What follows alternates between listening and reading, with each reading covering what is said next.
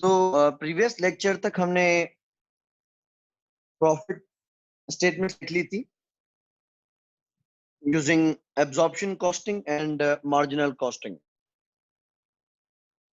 तो हमने ये प्रोमिनेंटली देखा कि दोनों के कॉन्सेप्ट्स में जो डिफरेंट है दैट इज के एब्जॉर्प्शन कॉस्टिंग का ये कहना है कि जो फिक्स्ड प्रोडक्शन ओवरहेड्स होते हैं, फैक्ट्री के ओवरहेड्स होते हैं फिक्स्ड, वो भी यूनिट की कॉस्ट का हिस्सा बनेंगे।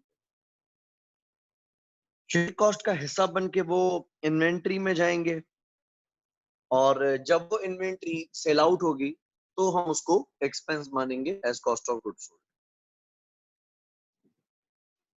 जबकि मार्जिनल कॉस्टिंग का कहना था कि direct material, direct labour, variable overheads, direct expenses, इन चीजों का यूनिट कॉस्ट के अंदर कैपिटलाइज होना और सेल होने पर उनको एक्सपेंस मानना बिल्कुल समझ में आता है। लेकिन फिक्स्ड कॉस्ट तो फिक्स्ड है, वो यूनिट्स की वजह से नहीं बल्कि प्रोडक्शन ओवरहेड पीरियड की वजह से आती है। फिक्स्ड है, वो उस वक्त की वजह से आती है, लिहाजा उस ही वक्त को हम वो खर्चा चार्ज कर देंगे और इस बात का कोई कंसर्न नहीं है, कोई सुकार नहीं है कि उस टाइम पीरियड के अंदर यूनिट्स कितने बनाए जाते हैं, उसमें से कितने यूनिट्स बिक जाते हैं और कितने यूनिट्स बचाए जाते हैं। लिहाजा उसको टाइम पीरियड के ऊपर मैच करना ज्यादा सूटेबल है एज कंपेयर टू उसको प्रोडक्शन के ऊपर मैच करना। तो बाकी सारी चीजों पे मुत्तफिक थे, सिर्फ फिक्स प्रोडक्शन ओवरहेड्स पे इन दोनों का तजाद है।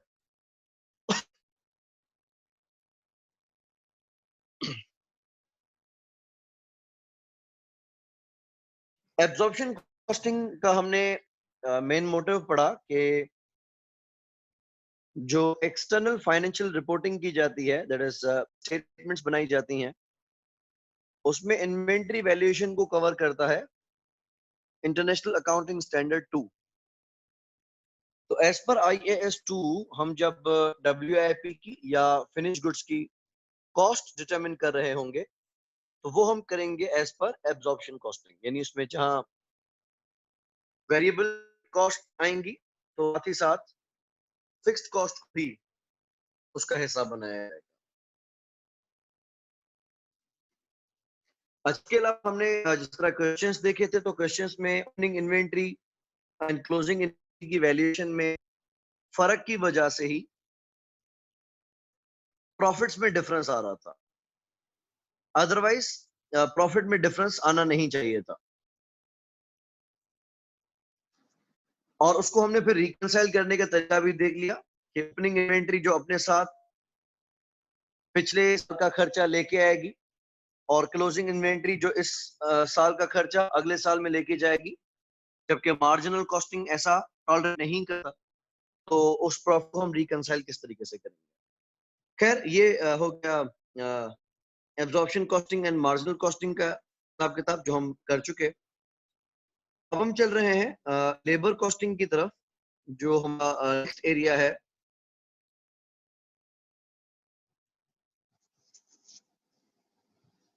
और देखते हैं कि इसमें क्या टेक्निकलिटीज है।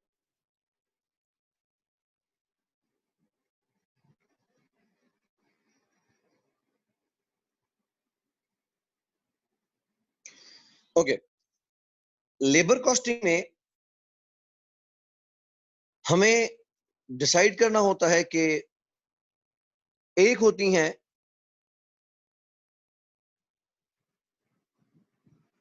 Direct costs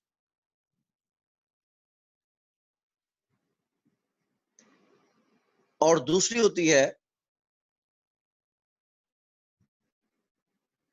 indirect cost. जो डायरेक्ट कॉस्ट है ये तो डायरेक्टली यूनिट की कॉस्ट का हिस्सा बन जाता है, जबकि इनडायरेक्ट कॉस्ट जो भी होगी, अब तक जो हमने चीजें पढ़ी हैं उसमें एग्जांपल हम ये ले सकते हैं कि जो सुपरवाइजर है उसकी सैलरी हमारे लिए इनडायरेक्ट लेबर कॉस्ट है। तो इनडायरेक्ट कॉस्ट को हम पहले क्या करते हैं, पहले हम इसको ट्रीट करते हैं एज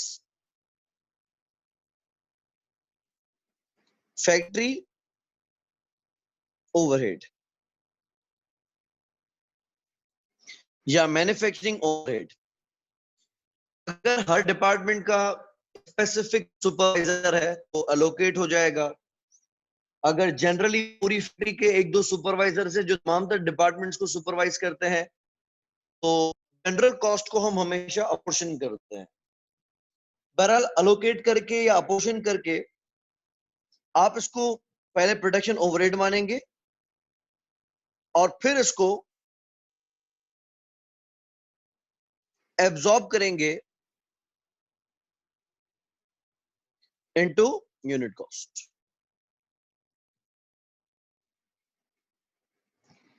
जो डायरेक्ट कॉस्ट है वो डायरेक्टली यूनिट कॉस्ट के अंदर चार्ज हो जाएगा। अगर हम मार्जिनल कॉस्टिंग फॉलो करेंगे तो सिर्फ डायरेक्ट कॉस्ट ही यूनिट की कॉस्ट का हिस्सा बनेगी। इनडायरेक्ट कॉस्ट को हम उस ही महीने में एक्सपेंस आउट कर देंगे जिस महीने की उस सुपरवाइजर की सैलरी।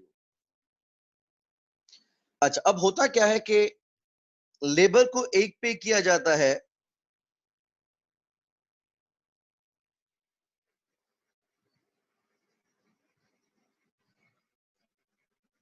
Time based.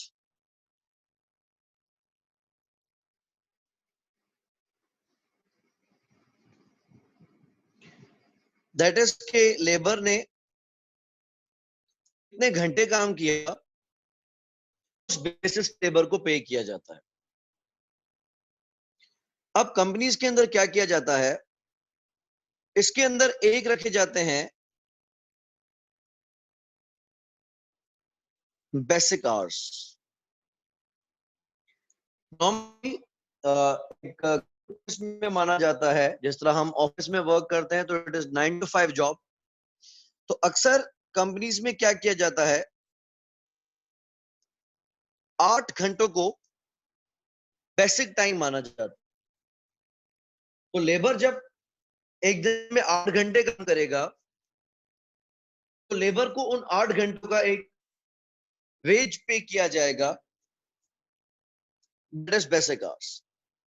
लेकिन कभी कभार कुछ कंपनीज में रेगुलरली वर्कलोड बहुत ज्यादा होता है, तो वर्कलोड को कॉप अप करने के लिए हम स्टाफ को 8 घंटों से ज्यादा की शिफ्ट कर।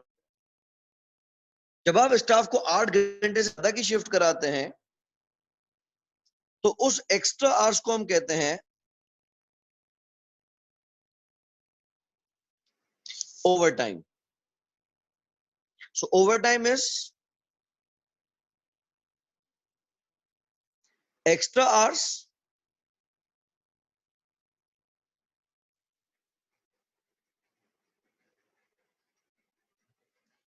Then basic hours.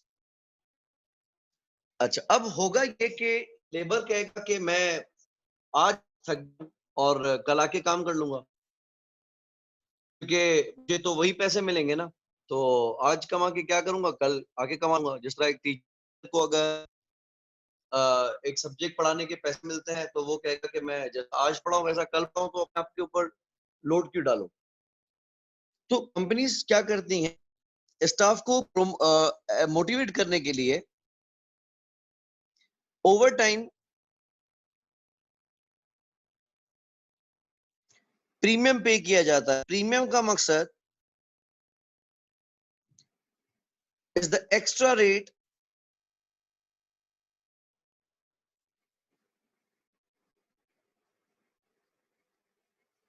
और बेसिक रेट। तो वैसे हम टाइम पे करते हैं वो बेसिक टाइम होता है, और जितना एक्स्ट्रा पे करेंगे उसको हम कहते हैं ओवर टाइम। इसको लिखा कैसे जाता है, लेट्स से हम कहते हैं से टाइम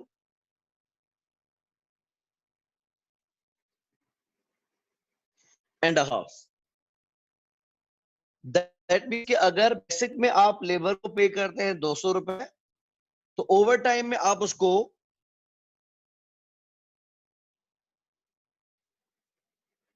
टाइम यानी जो बेसिक है एंड अ हाफ यानी 1.5 टाइम्स आप उस लेबर को पे करेंगे। अच्छा, अब ट्रीटमेंट होगी। एग्जाम्पल है कि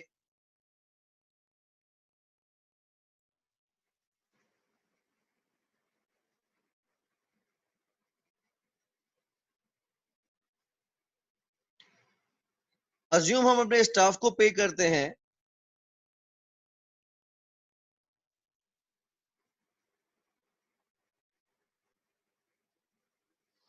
120 रुपए पर आवर।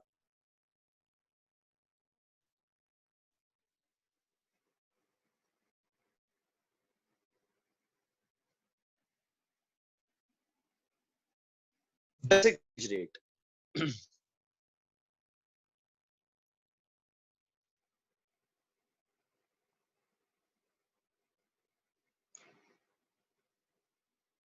और एक दिन में बेसिक है 8।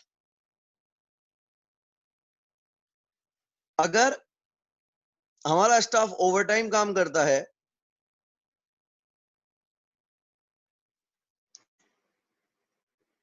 तो हम उसको पे करते हैं टाइम एंड अ क्वार्टर। अब लेट्स से हमें पता चलता है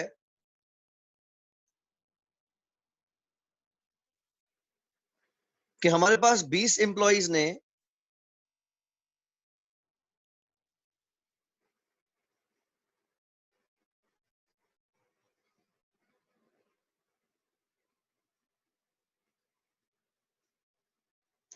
44 घंटे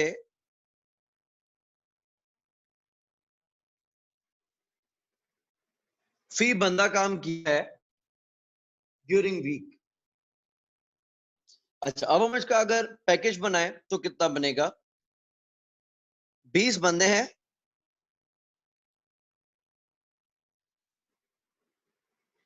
और हर बंदे ने इस हफ्ते 44 आवर्स काम किया है, लेकिन हम इनको 44 आवर्स के सेम पैसे नहीं देंगे। तो पहले हम निकालते हैं बेसिक। इन्होंने एक दिन में काम करना था 8 घंटे, और लेट्स से हमारे पास एक हफ्ते में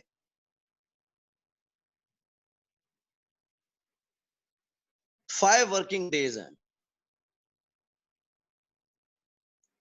तो स्टाफ को बेसिक काम करना था एक हफ्ते में 40 घंटे, लेकिन उसने काम किया है 44 घंटे। अच्छा, अब क्या बना? 20 बंदे हैं, 40 घंटे बेसिक हैं, और 20 बंदे हैं, 4 घंटे ओवर टाइम है। बेसिक 20 घंटों का हम उसको कितना पे करते हैं? 120 रुपए पर आवर।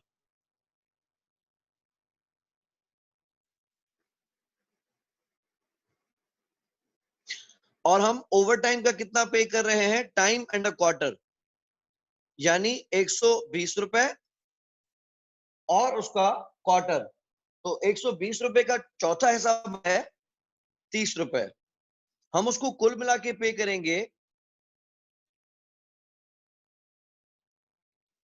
150 रुपए।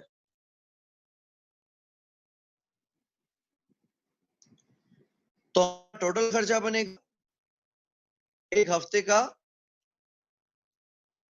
20 बंदे, 40 घंटे, 120 रुपए, 96,000 रुपए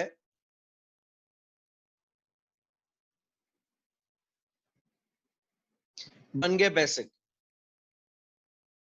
20 बंदे, 4 घंटे और 150 रुपए,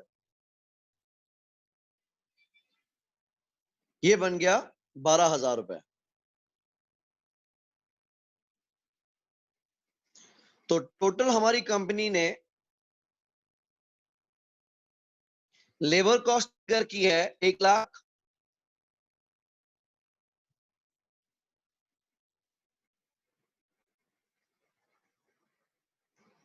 $8,000। अब सवाल ये उठता है कि इसमें से यूनिट की कॉस्ट में डायरेक्टली कितनी जाएगी और कितनी कॉस्ट इनडायरेक्ट इफेक्ट मानी जाएगी। तो ये याद रहे कि स्टाफ का जो बेसिक वेज रेट होगा वो माना जाएगा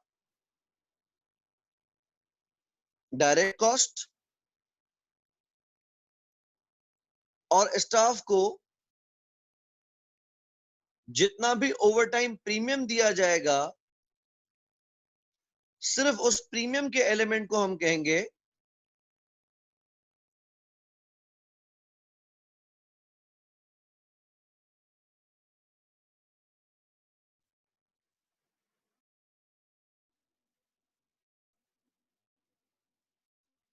ओवरटाइम प्रीमियम हमारे लिए बन जाएगा इनडायरेक्ट।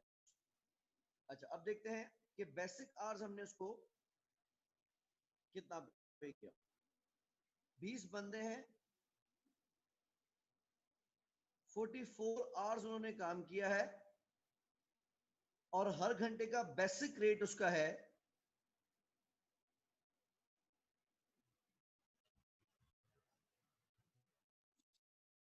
₹20।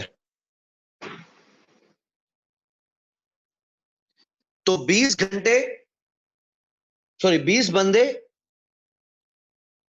44 घंटे, ₹120 के हिसाब से 1,05,600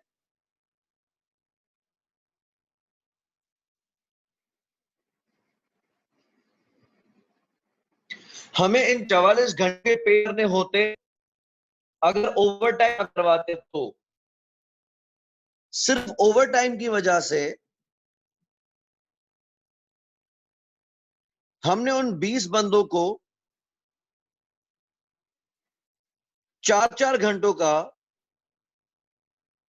30-30 रुपए एक्स्ट्रा दिया है।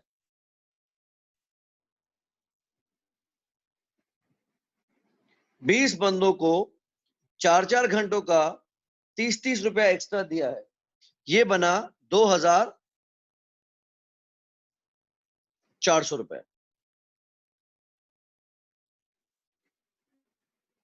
प्लस 1,05,600 वैसे ही है, तो ये बना 1,08,000। सेम अमाउंट है जो ऊपर हमने कैलकुलेट किया, लेकिन हमको तोड़ा कि जो बेसिक रेट है उस हिसाब से इनका पैकेज क्या बन रहा था और ओवर टाइम प्रीमियम के हिसाब से इनका पैकेज क्या बन रहा है। तो हम डेबिट करेंगे WIP इन्वेंट्री, यानी जो यूनिट की कॉस्ट में जाएगा वो जाएगा बेसिक टाइम की कॉस्ट, और डेबिट करेंगे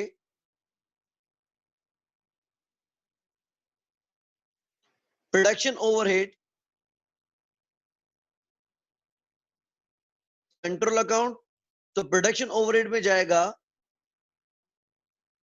2,400, और क्रेडिट करेंगे कैश या बैंक अगर दे दिया है या accrued wages bye 1,00,000।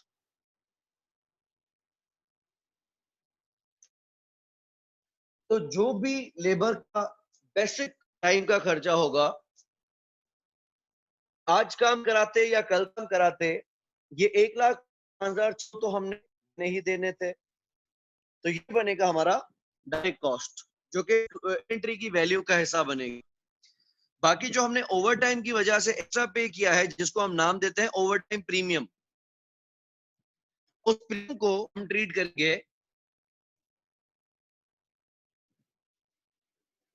As indirect cost.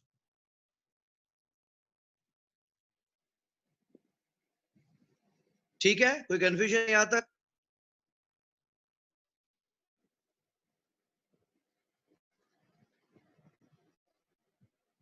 Okay,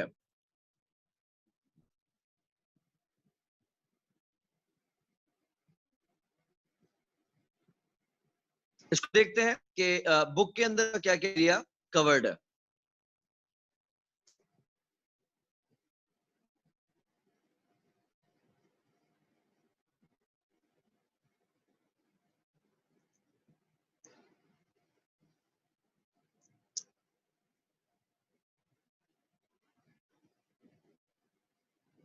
Sorry, this is a past paper.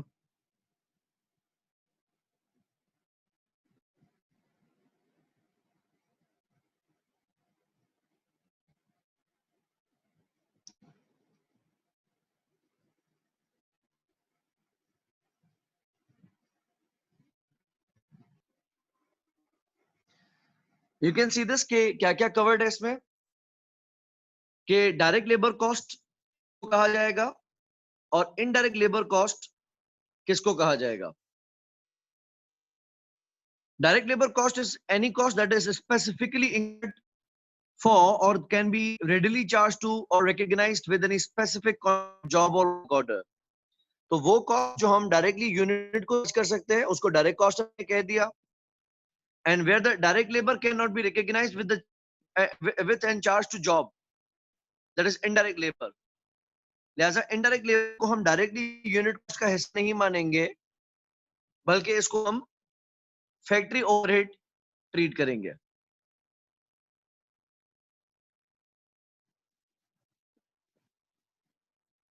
तो लेबर को एक पे किया जाता है टाइम के बेसिस पे, जो हमने अभी डिस्कस किया। नीचे देख सकते हैं दूसरा है wage payment based on productivity, इसको हम कहते हैं पीसमील बेसिस। पीसमील का मकसद क्या होता है कि लेबर को हम नंबर ऑफ यूनिट्स के ऊपर पे करते हैं, कि पर यूनिट उसकी एक कॉस्ट होगी, लेबर जितने भी यूनिट बनाएगा पर यूनिट उसको एक अमाउंट पे किया जाएगा। तो that is based on productivity. इसका खर्चा डायरेक्टली यूनिट की कॉस्ट को चार्ज हो जाता है, बिकॉज वो इंकर भी पर यूनिट के हिसाब से होता है। दूसरा है wage payment based on time, जो मैंने अभी भी डिस्कस किया कि बेसिक टाइम है और बेसिक टाइम का अलग होगा और ओवर टाइम का अलग अमाउंट होगा। तीसरा है स्किल्स के बेसिस। नॉर्मली कंस्ट्रक्शन सेक्टर में क्या होता है कि एक ईंटें उठाने वाला है, मजदूर है, एक मिस्त्री है, एक लोहार है, एक शटरिंग वाला है। तो डेफिनेटली हर किसी की पेमेंट अलग अलग होती है। जो मिस्त्री है उसको एक दिन का 1200 रुपए का अमाउंट मिल जाता है, मजदूर है तो 650 रुपए, 700 रुपए, 800 रुपए का अमाउंट लेता है। तो डिपेंड करता है कि उसका कारीगर किस चीज का है। अगर कारीगर बड़ा है तो उसको ज्यादा पैसा मिलेगा। अच्छा, एक चीज होती है कि हम उसमें उसकी प्रोडक्टिविटी या एफिशिएंसी मेजर करते हैं। एफिशिएंसी में हम ये देखते हैं कि एक जॉब के लिए कितना टाइम लगना चाहिए था और कितना टाइम लगा है।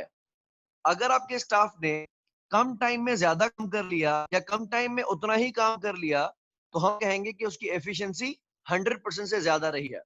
और अगर उसने ज्यादा घंटों में वही काम किया तो हम कहेंगे कि उसकी एफिशिएंसी प्रोडक्टिविटी पुअर रही है। तो एक है प्रोडक्शन और एक है प्रोडक्टिविटी।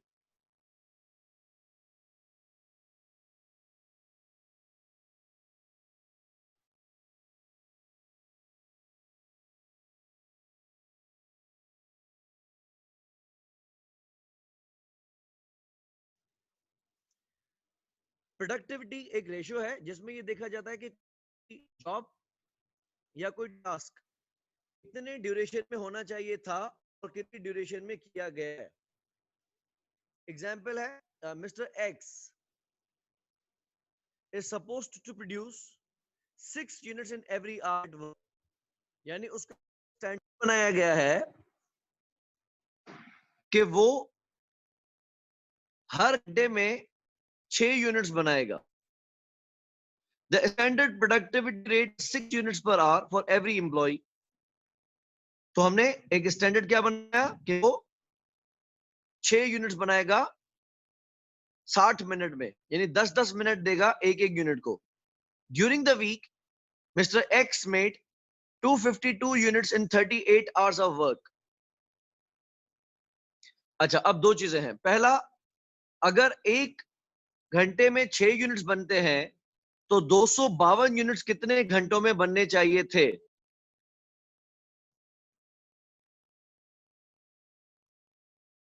अगर एक घंटे में 6 यूनिट्स बनते हैं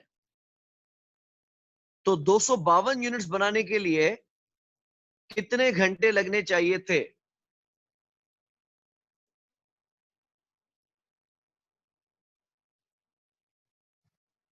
तो हमने सिंपली 252 को डिवाइड किया। देखिए, एक यूनिट पे 6 घंटे नहीं है रमशा, एक यूनिट पे 6 घंटे नहीं है, एक घंटे में 6 यूनिट्स है। तो 252 डिवाइडेड बाय 6,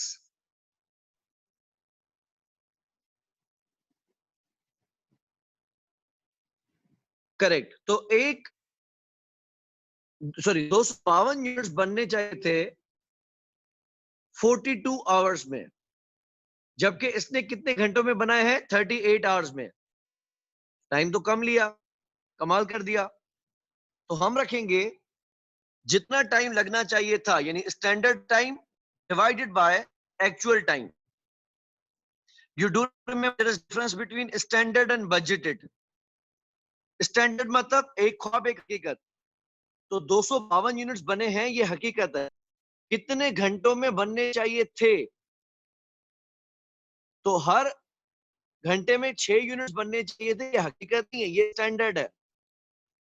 तो उस हिसाब से 252 यूनिट्स 42 घंटों में बनने चाहिए थे, वर्सेस बने हैं 8 आवर्स में। तो 42 यानी standard hours divided by actual hours multiply by 100। इसकी प्रोडक्टिविटी एफिशिएंसी रही है 110.5%। 100% होती तो उतना ही टाइम लिया है जितना लेना चाहिए था। 100 से कम होती तो मतलब उसे ज्यादा टाइम लिया है जितना लेना चाहिए था। 100 से ज्यादा एफिशिएंट है, मतलब फुर्ती के साथ काम किया है और कम टाइम में ज्यादा काम किया है। जबकि दूसरा तरीका, एक्चुअली उसने कितने घंटे काम किया है? 38 घंटे। हर घंटे में रफ्तार क्या होनी चाहिए थी? हर घंटे में उसको बनाने चाहिए थे 6-6 यूनिट्स। अगर वो एक घंटे में 6 यूनिट्स बनाता था तो उसको यूनिट्स बन सकते थे 228 यूनिट्स। लेकिन एस भाई ने कमाल कर दिया, उसने उसी टाइम में जिसमें 228 यूनिट्स बनने चाहिए थे, भाईजान ने 252 यूनिट्स बना दी। तो 252 यूनिट जो एक्चुअली बने हैं डिवाइडेड बाय 228 यूनिट जो बनने चाहिए थे, हम ऐसे भी निकाल सकते हैं कि उसकी प्रोडक्टिविटी कितनी रही है। तो आप उस प्रोडक्टिविटी को यूनिट्स के थ्रू निकालना चाहें या आवर्स के थ्रू निकालना चाहें, दोनों पॉसिबिलिटीज है। 100% से ज्यादा एफिशिएंसी है तो कंपनी के लिए फायदा है।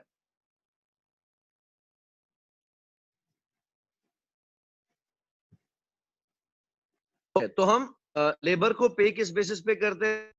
एक है टाइम रेट और दूसरा है पीस वर्क बेसिस।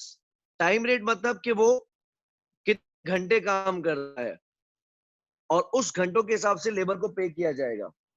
जैसे पीस वर्क में हम काम के हिसाब से पैसे देंगे कि आज आपने यूनिट्स कितने बनाए।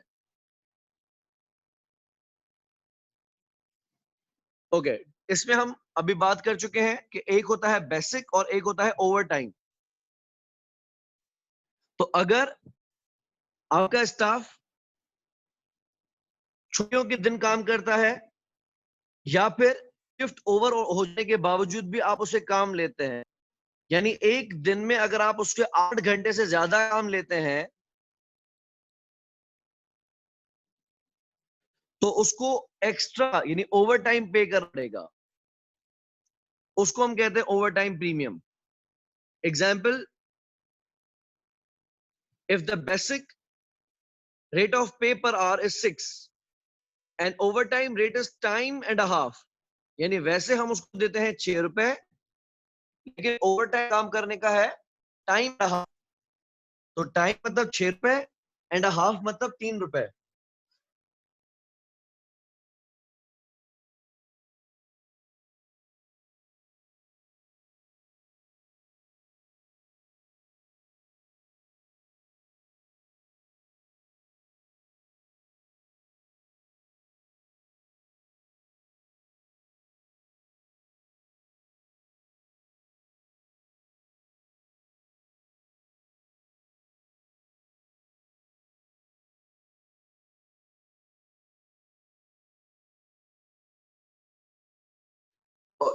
ठीक है. देन उसने काम कितना किया है?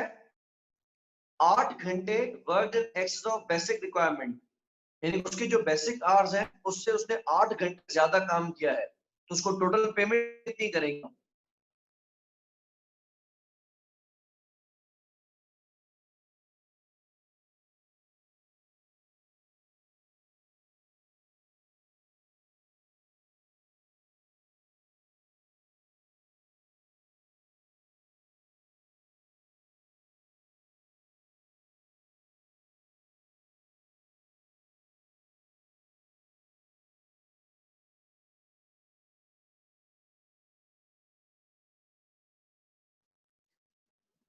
ओके, तो इसका बना बेसिक उसको हम देंगे 8 घंटे के 6 रुपए और 8 घंटे के 3 रुपए, तो टोटल हमने उसको पेमेंट करनी है 72.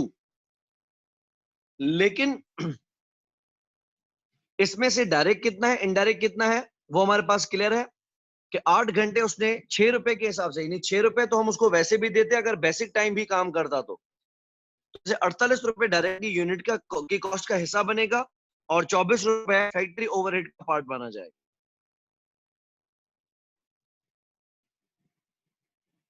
ओके, नेक्स्ट है पीस वर्क.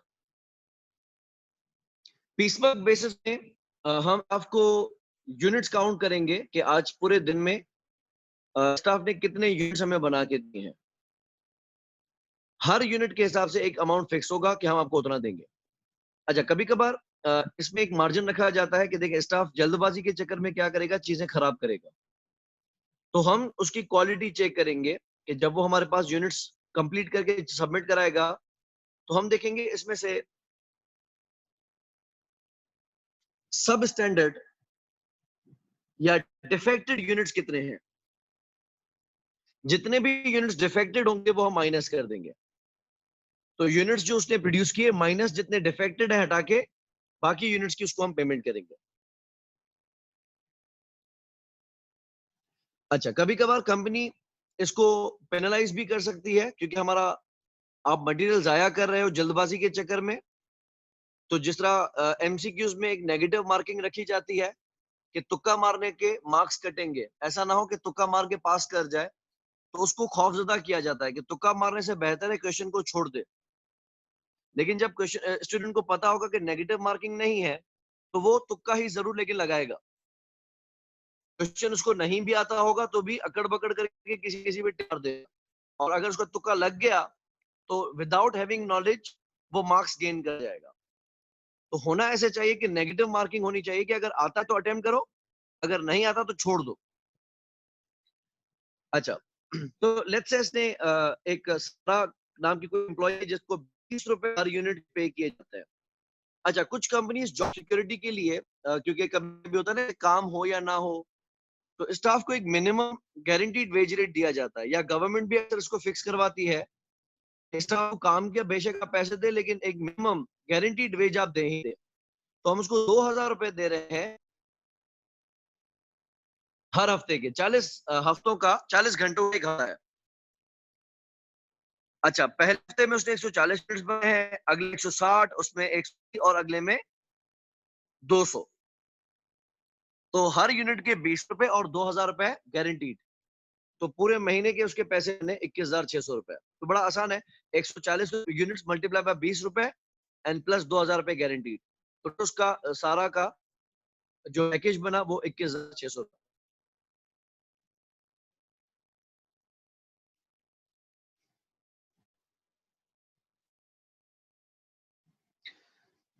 कंपनी को कोशिश ये करनी होती है कि हम अपने लेबर की कॉस्ट को कंट्रोल करें, बहुत ज्यादा हमारी कॉस्ट बढ़ ना जाए। तो उसने टारगेट्स कुछ सेट करने होते हैं। पहली बात तो उसने अपना वॉल्यूम सेट करना होता है कि हमने यूनिट्स बनाने कितने हैं, और लेबर बजट्स बनाने होते हैं कि यूनिट्स को बनाने में हमें कितना टाइम लगेगा और लेबर को हम कितना पे करें। फिर उसको मॉनिटर करना बहुत जरूरी है। जब आप टारगेट देते हो तो टारगेट को फिर वेरीफाई करना और मॉनिटर करना भी जरूरी होता है। आप उसको मॉनिटर करेंगे, उसकी क्वालिटी चेक करेंगे, वेस्टेज चेक करेंगे कि उसने आया कितना किया है, और अगर कुछ खराब हो गया तो उसको रिवर्क करने के ऊपर हमारा कितना खर्चा आता है। और इंसेंटिव स्कीम ऐसे बनाओ कि लेबर आपको ज्यादा एफिशिएंटली काम करके दे। जैसा हमारे यहाँ सिस्टम होता है कि हम कभी कभी दिहाड़ी पे लेबर को काम करवाते हैं, कभी कभी ठेके पे दे देते हैं। तो दिहाड़ी पे जब हम लेबर को देते हैं, लेबर को पता है कि हम काम में कितना भी करूंगा मुझे पैसे तो वही मिलेंगे। तो हम अक्सर क्या करते हैं कि उसको ठेके पे दे देते हैं कि भाई ये काम है, टाइम तुम कितना भी लगाओ, मुझे ये चीज के दो, मैं तुम्हें इतने पैसे दूंगा। जब हम उसको काम के ऊपर बाउंड करते हैं तो वो खुद ही अपना टाइम बचा के कोशिश करता है कि मैं कम से कम टाइम में ये काम मुका दूं, ताकि मैं कहीं और जाके अपना काम करूं, क्योंकि यहाँ ज्यादा टाइम देने का उसको कोई फायदा नहीं होता। तो अकॉर्डिंगली आप टीम्स बनानी होती है। अच्छा, उसके बाद मैनेजमेंट रखी है, प्रोडक्टिविटी और एफिशिएंसी की थ्योरेटिकल पार्ट है। ये हमारे काम का नहीं है कि हम किस तरीके से अपनी एफिशिएंसी को या प्रोडक्टिविटी को बेहतर करेंगे। ये वेरिएंसेस चेक करने होते हैं कि कितना टाइम लगना चाहिए था, कितना टाइम लगा है वगैरह।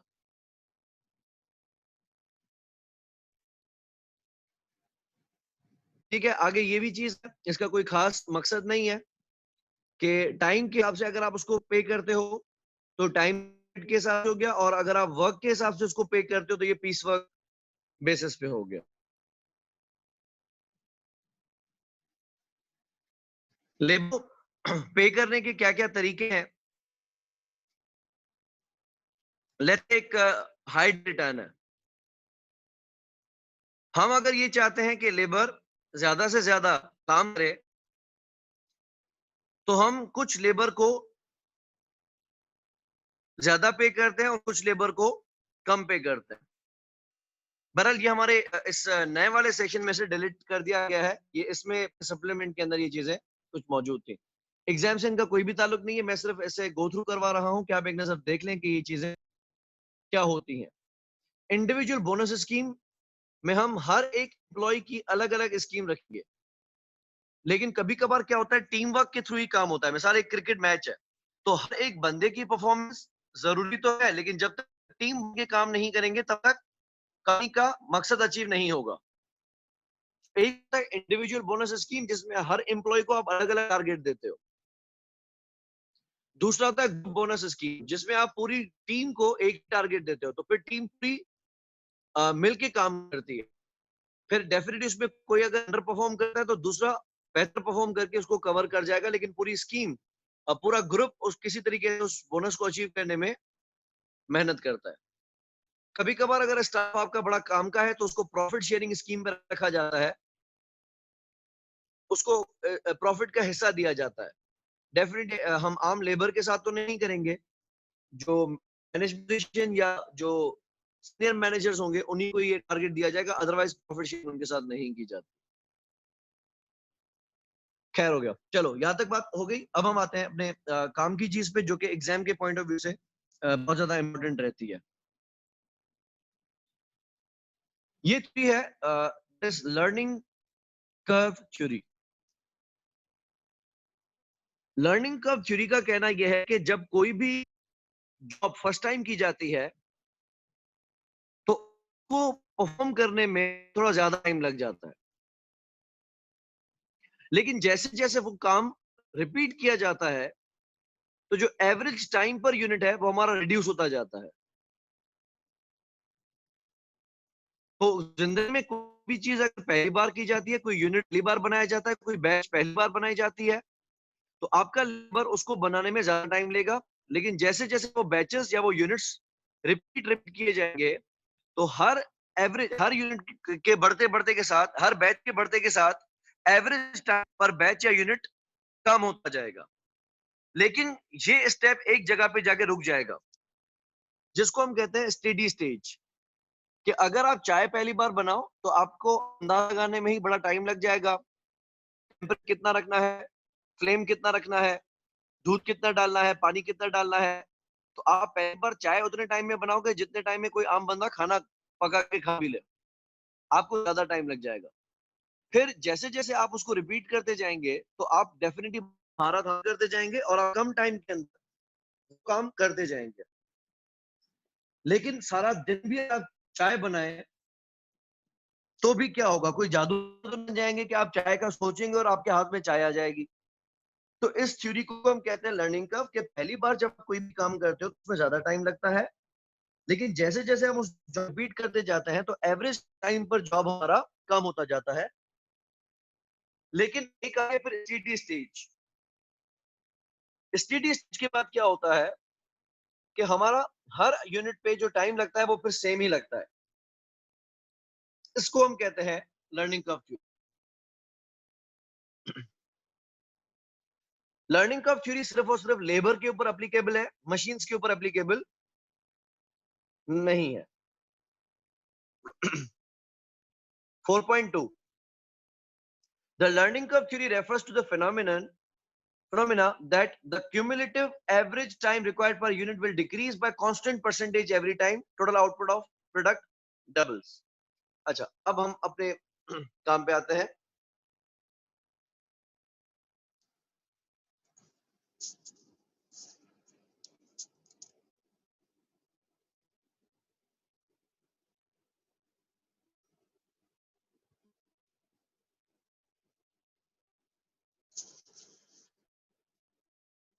एक चीज याद रहे कि ये कह रहा है that average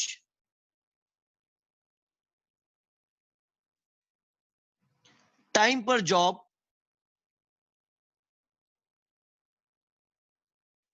reduces by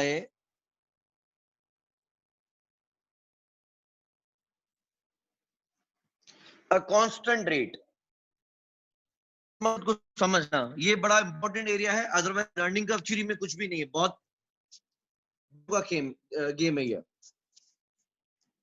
इसमें एक हम यूज करते हैं वाई का मकसद है एवरेज टाइम पर यूनिट और बैच। ए का मकसद है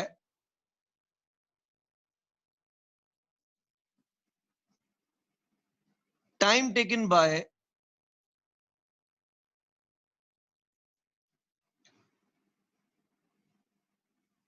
फर्स्ट यूनिट और बैच।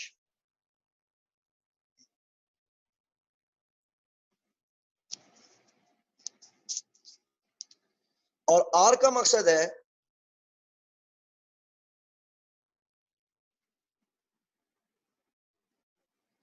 लर्निंग रेट, जो कि माना जाता है कि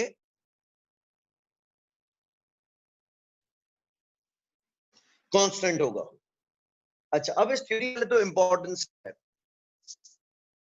जब भी हम कोई स्टैंडर्ड सेट करेंगे या बजटिंग देंगे कि सर्टेन यूनिट बनाने के लिए कितना टाइम लगना चाहिए, तो अक्सर क्या किया जाता है कि पहला एक यूनिट बना के देखा जाता है, और अगर एक टेबल हमने बनवाई और लेबर को टेबल प्रोड्यूस करने में बिलफर्स 6 घंटे लग गए, हमारा टारगेट है कि हम 50 टेबल्स बनाएंगे। अगर हर एक टेबल पे आपको 6 घंटे लगे थे, पहली टेबल पे आपको 6 घंटे लगे थे, तो 50 टेबल बनाने में आप 300 घंटे लगने चाहिए। लेबर को बड़े मजे से हमने 300 घंटों का टारगेट दे दिया कि तुम्हें 300 घंटे के अंदर 50 टेबल्स बनानी है। जबकि वो जब अगली टेबल बनाएगा, उससे अगली टेबल बनाएगा, उससे अगली टेबल बनाएगा, तो हर बढ़ते हुए यूनिट्स के साथ, रिपीटेड के साथ, उसका टाइम पर टेबल को कम होता जाएगा। लिहाजा पहली टेबल बनाने में अगर उसको 6 घंटे लगते हैं तो दूसरी टेबल बनाने में उसको 6 घंटे नहीं लगेंगे। अच्छा, से for instance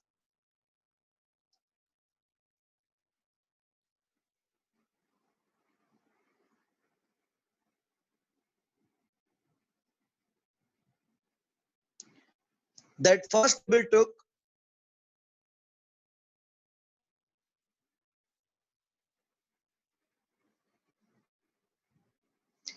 6 hours to complete.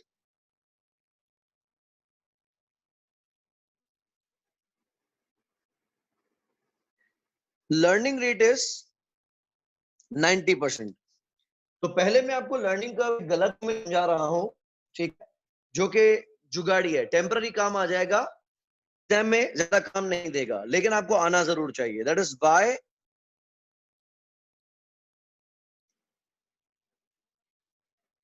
Equals to a r power n. इस पावर एन का मकसद मैं आपको थोड़ी देर में समझाता हूं। अच्छा, अगर इस फॉर्मूला को सॉल्व करें तो मेरे क्वेश्चन में पहले यूनिट ने कितना टाइम लिया? 6 घंटे। और मैंने क्या बताया, ए का मकसद है टाइम टेकन बाय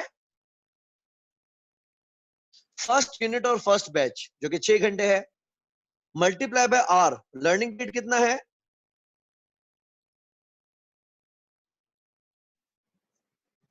90%। तो हमारा आंसर आएगा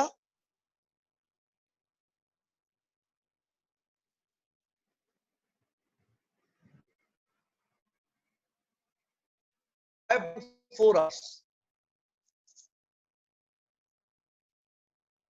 इसको एक नजर देख के आप मुझे ये बताएं कि 5.4 आवर्स का क्या मकसद है? Every one of you, 5.4 hours का क्या मकसद है? What do you mean 0.4 hours?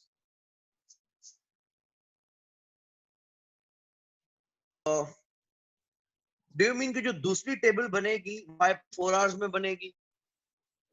Yes sir. हमारा आंसर है time taken to complete second table. पहली टेबल अगर 6 घंटे में बनेगी तो दूसरी टेबल 5.4 आवर्स में बनेगी, लेकिन ऐसा नहीं है।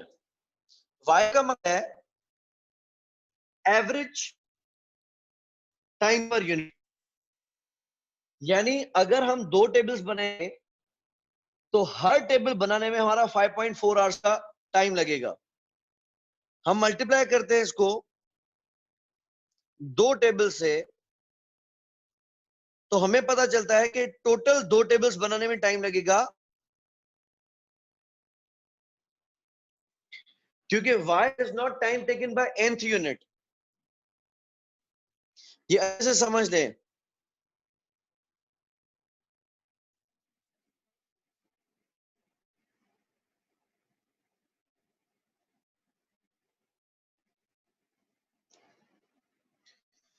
कि वो यूनिट बनाने में कितना टाइम लगेगा, y का ये मकसद नहीं है। y का मकसद है एवरेज, यानी जब आप 2 टेबल्स बनाएंगे तो हर टेबल ऑन एवरेज 5.4 आवर्स लेगी। तो 2 टेबल्स टाइम कितना लेंगी? 10.8। माइनस करते हैं कि फर्स्ट ने कितना टाइम लिया? 6 घंटे। तो दूसरी टेबल का टाइम लेगी?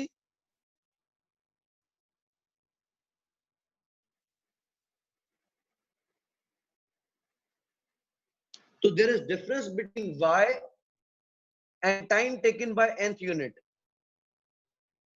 y का मकसद time taken by nth unit नहीं है, it is average time per table.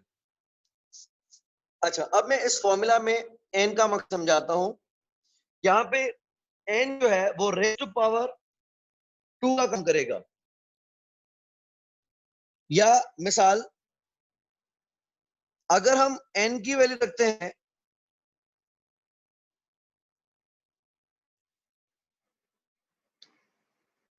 कुछ भी नहीं, तो ये वर्क करेगा 2 पावर 1, 2 पावर 1 इज 2। अगर हम n की वैल्यू रखते हैं 2, तो ये आएगा 2 स्क्वायर।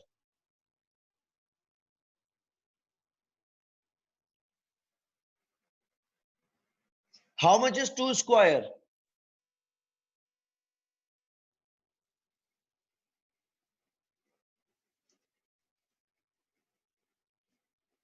4। अगर हम n की वैल्यू रखते हैं 3, तो it is 2 cube, and cube of 2 is 8। n की वैल्यू रखी 4,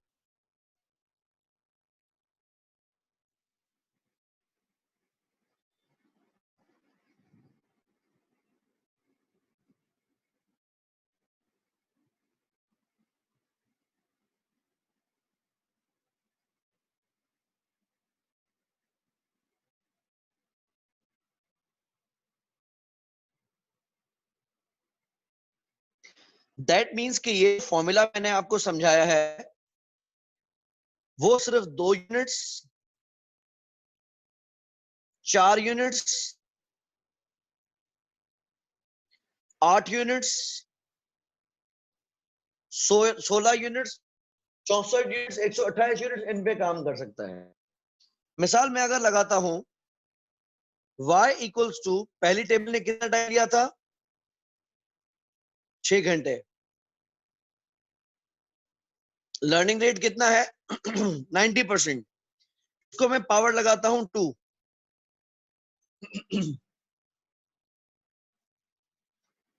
तो y की वैल्यू क्या आएगी?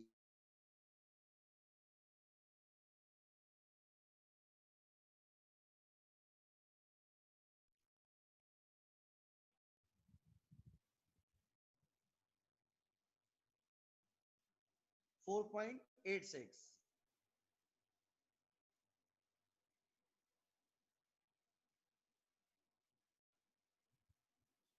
क्या मकसद है इस 4.86 का? कि हमें हर टेबल बनाने में इतना टाइम लगेगा if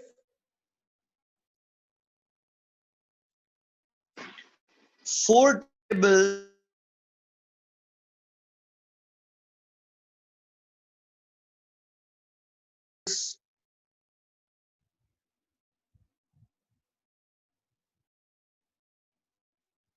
if 4 tables are produced। इसी तरीके से अगर हम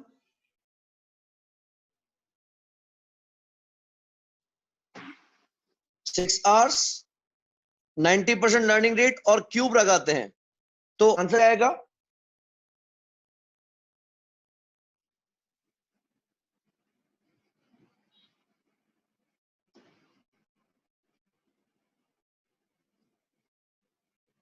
4.374।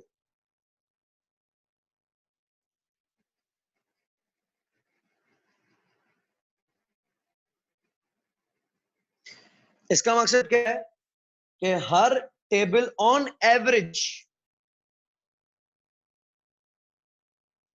इतना टाइम लेगी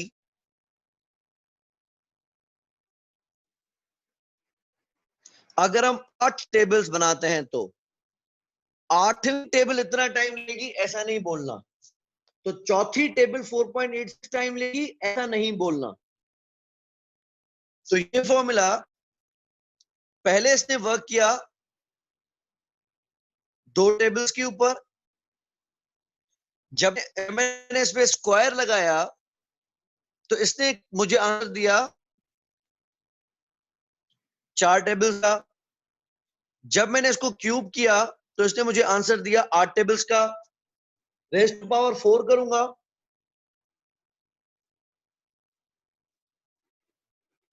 बासित रेट कम होगा तो बेशक 95% हो, भले 80% हो, कोई इशू नहीं है। लेकिन लर्निंग कर्व थ्योरी की अजम्पशन ये है जो रेट रहेगा वो कांस्टेंट रहेगा, तो पहले 90 होगा, बाद में 92 हो जाएगा, बाद में 94 होगा, ऐसी बात नहीं होगी। यह रहेगा कांस्टेंट रहेगा।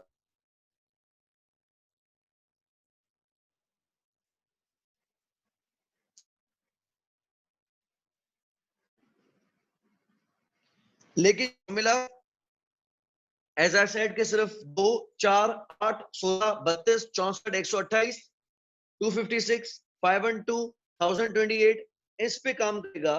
उसके बीच में अगर आपकी कोई भी प्रोडक्शन है तो ये फॉर्मूला वर्केबल नहीं होगा, लेकिन ये फॉर्मूला काम का हो सकता है।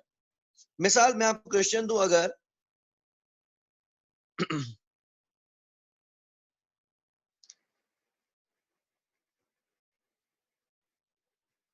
कि हमने एक चेयर बनाई, उसको बनाने में हमें 3 घंटे लग गए,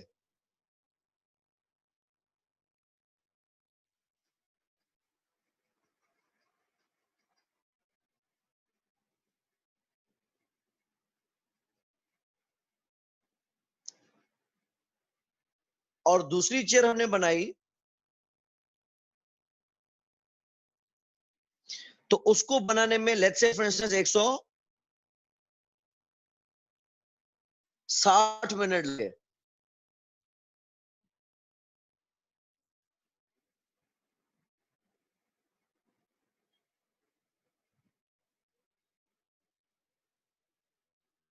तो मेरा लर्निंग रेट कितना है?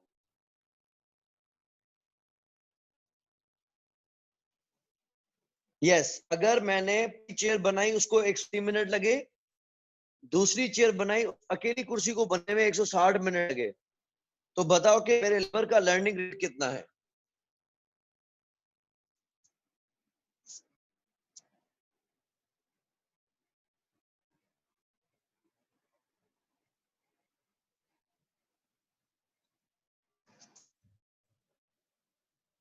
Sir, 11%.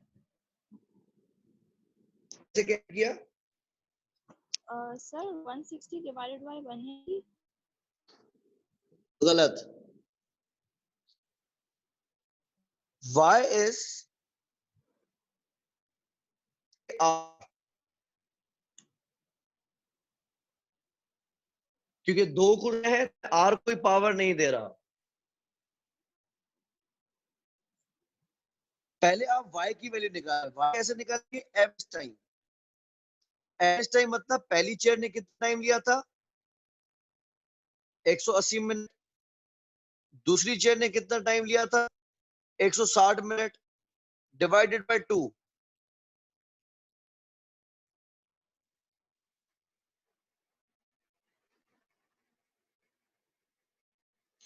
तो y की वैल्यू है 170।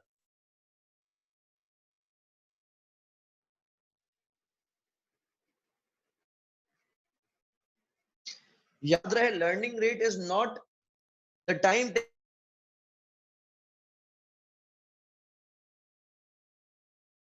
nth।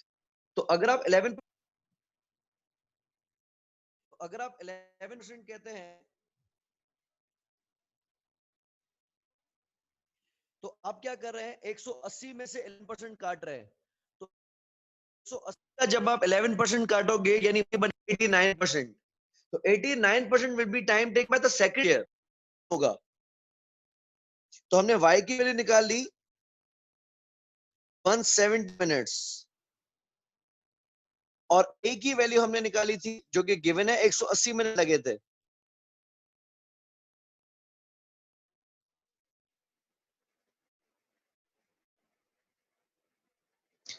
तो r would be 170 divide by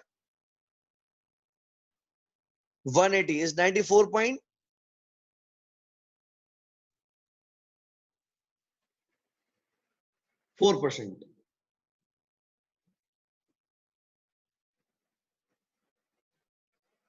ठीक है, चले आज मैं इसको इसी फॉर्मूला पे रोक रहा हूं। और आप खास चीज याद रखेंगे, अच्छे तरीके से याद रखेंगे, नहीं तो एग्जाम में आपको मरवाएगी ये चीज। y का मकसद is not the time taken by nth unit, y is average time per unit. ठीक है, चले। फिर इंशाल्लाह अपनी नेक्स्ट क्लास में मुलाकात करते हैं, उसमें हम लर्निंग कर्व का प्रॉपर फॉर्मूला पढ़ेंगे और उसके अंदर हम फ्लेक्सिबल हो जाएंगे। हम यहाँ पे जिस तरह 2, 4, 8, 16 यूनिट्स पे बंधे हुए हैं, वहां पे आपको कोई बंधे नहीं होगी। वहां आप n की वैल्यू खुद पुट करना, जितने यूनिट्स का आपको निकालना हो आप उतने यूनिट्स का निकाल सकते हैं। तो वो इंशाल्लाह हम कल की क्लास या इनफैक्ट क्लास में पढ़ेंगे। Thank you so